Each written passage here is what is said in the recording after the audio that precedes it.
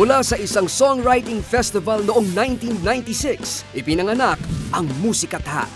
Ang Musikatha ay mula sa dalawang salitang pinag-isa, musika na siyang puso ng ministeryong ito at katha na siya namang kaluluwa nito. Sa madaling salita, ang musikang katha ng mga musikatha composers at singers ay hindi lamang awit na magandang pakinggan.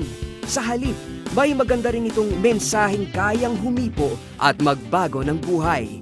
Dahil ang bawat titik at himig ng musikatha ay awit na alay sa Panginoon na siya ring pinagmumula ng musika ng musikatha. Sa nakalipas na 15 taon, nakagawa ang Musikatha ng mga praise and worship albums na naglapit sa mga mananamba ng Panginoon sa isang higit na malalim na ugnayan sa Kanya.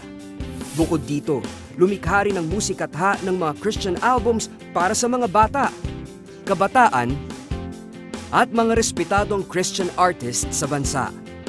Maraming beses na ring naging nominado ang Musikatha sa iba't ibang music awards at hindi nakapagtatakang nakapag-uwi na rin ng mga parangal para sa kapurihan ng Panginoon.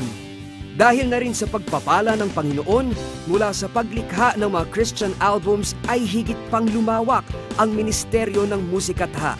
Nasa publishing at distribution na rin ito ng mga inspirational at instructional materials tulad ng mga libro, manual, at CDs ng mga respetadong local at international authors at speakers tulad ni Bob Sorge, Tommy Walker at Brother Eddie Villanueva.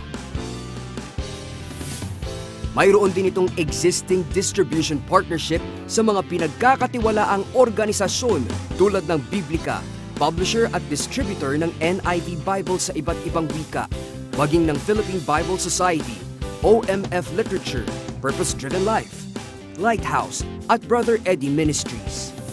Sa pamamagitan naman ng Musikatha School of Music and Dance, higit na maraming tao ang natutulungang mahasa ang kanilang kaalaman at husay sa larangan ng musika at sayaw. Nagsasagawa rin ang Musikatha ng regular workshops, training at seminars sa iba't ibang lugar at iba't ibang simbahan sa loob at labas ng Pilipinas. Sa gitna ng pagpapala at pagtuturo ng Panginoon, patuloy din ang Musikatha sa paghahatid ng mabuting balita ng pag-ibig, pagliligtas at biyaya ng Diyos. At para sa ikapito nitong Praise and Worship album, ang Pagsambang Wagas, ipinahahayag pa rin ng Musikatha ang sukdulang biyaya ng Panginoon.